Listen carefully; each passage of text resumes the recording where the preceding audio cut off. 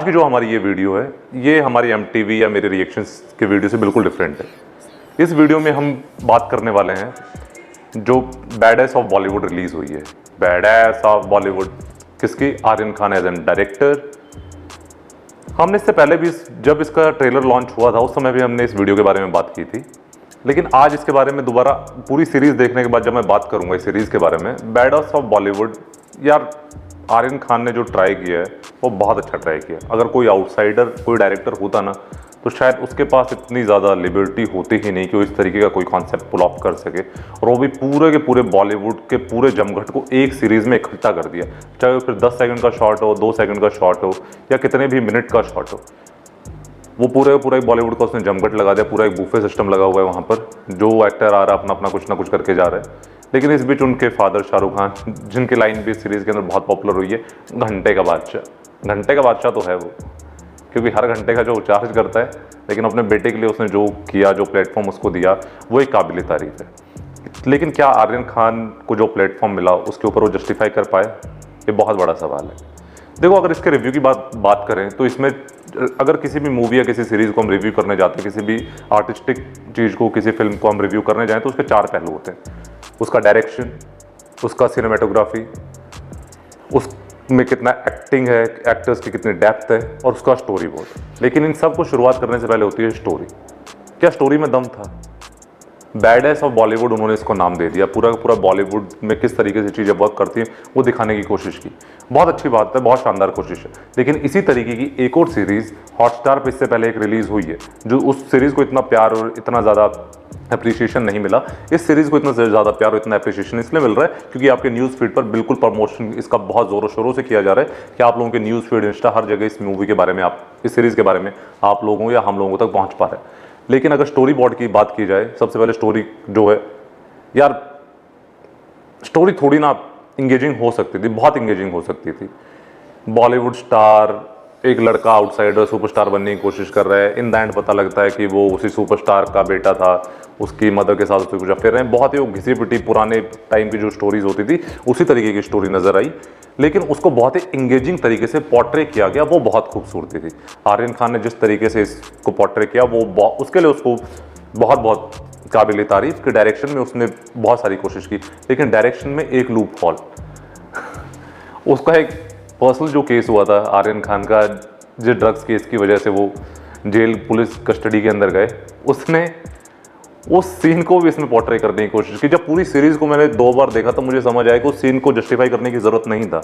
वो सिर्फ और सिर्फ अपना ईगो मसाज करने की कोशिश कर रहा था आर्यन खान वहाँ पर, कि वो समीर वानखेड़े के ऊपर एक तरीके से कटाक्ष करने की कोशिश कर रहा है, उसको गिल्ट फील करवाने की कोशिश कर रहा है कि मैं अगर ओपन में जाके बात नहीं कर सकता तो अब जो मीडियम आर्यन खान को मिला उसके थ्रू वो उसको ह्यूमिलिएट करने की कोशिश कर रहा है। लेकिन वो बहुत ही बचकाना सीन था, बहुत ही बचकाना लगा। एज एन डायरेक्टर उसको ये हरकत नहीं करनी चाहिए थी, क्योंकि अपना पर्सनल एजेंडा उसका जो भी है उसको इस सीरीज के बीच में लाने की बिल्कुल जरूरत नहीं थी। सीरीज एक तरफ और वो पूरा का पूरा सीन एक तरफ, कहीं मैच ही नहीं है वो उस सीन की। अगर उस सीन को इस सीरीज से निकाल कर देखो तो आप सबको समझ आएगा यार रियली बिल्कुल नीड नहीं थी, उस कैरेक्टर की नीड नहीं थी। समीर वानखेड़े को एक खराब एक्टर से पोर्ट्रे करवाया गया, वो भी बहुत ही घटिया था। सत्यमेव जयते जैसा नारा इस पूरे देश में दिया जाता है, उस नारे का एक तरीके से इन्होंने जिस तरीके से उसको, मैं यही कहूँगा कि बहुत ही गंदे तरीके से पेश किया सत्यमेव जयते को, उसकी उन्हें डिग्निफाइड तरीके से थोड़ी रिस्पेक्ट रखनी चाहिए थी।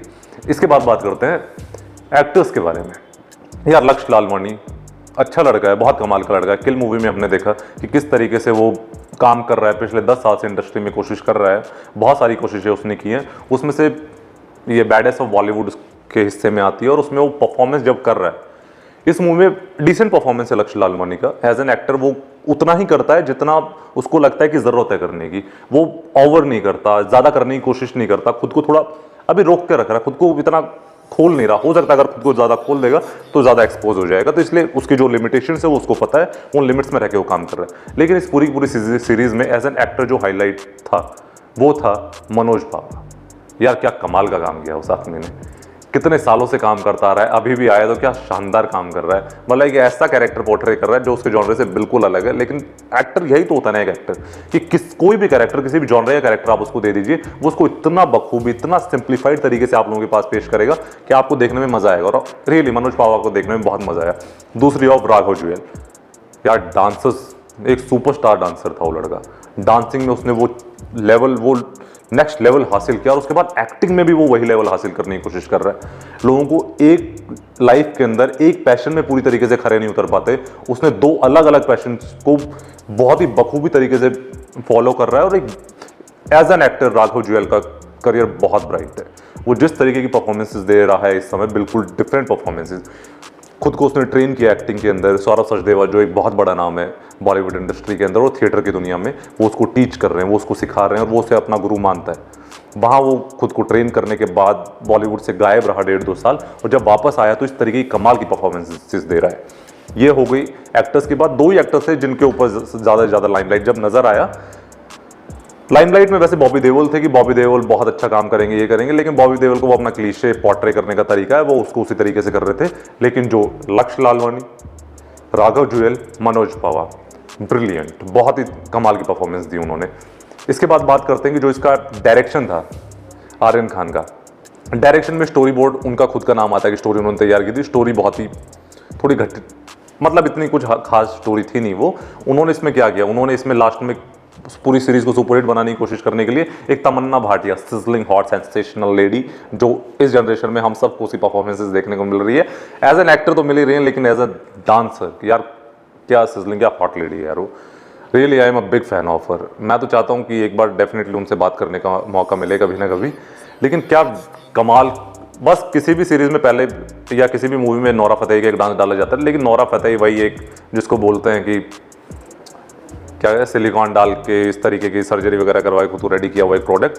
तमन्ना Bhatia natural beauty, milky beauty, उनका एक डांस परफॉर्मेंस डाला जाता है, वो भी इतना सिजलिंग हॉट परफॉर्मेंस है। लेकिन उसको जहाँ भी सीरीज में वो प्रमोशनल के तौर पे यूज़ कर रहे हैं, वो एक उसका ड्रॉबैक हो सकता है। लेकिन तमन्ना भाटिया ने उसके लिए उसने एक बहुत बड़ा अमाउंट चार्ज किया, 7 करोड़ रुपीज़ उन्होंने सिर्फ इस एक गाने के लिए चार्ज किया है। बहुत बड़ा और बहुत ही कमाल का अमाउंट है। सीरीज को हिट बनाने के लिए तमन्ना भाटिया की जरूरत हर किसी को पड़ रही है, मूवीज को हिट बनाने के लिए भी तमन्ना भाटिया की जरूरत पड़ रही है। लेकिन जो मूवी या सीरीज का जो बेस होता है वो उसका स्टोरी बोर्ड होता है। आर्यन खान को इसके स्टोरी बोर्ड पर काम करना चाहिए था। अपना पर्सनल एजेंडा उन्होंने सिर्फ एक सीन के अंदर डाला, उसको वो हटा देते तो भी सीरीज बहुत अच्छी बन सकती थी। सीरीज में और बहुत डेप्थ डालनी चाहिए थी। कैरेक्टर्स की जो डेप्थ है वो बहुत कम थी। एक कैरेक्टर आ रहा है कहीं से भी उठ के स्टार्ट, और उसके बैकग्राउंड की कोई जर्नी नहीं है, आगे वो कहाँ फॉरवर्ड आगे जाएगा उसकी भी कोई जर्नी नहीं है। इसलिए स्टोरी या कैरेक्टराइजेशन पर बहुत ज्यादा काम करने की जरूरत थी।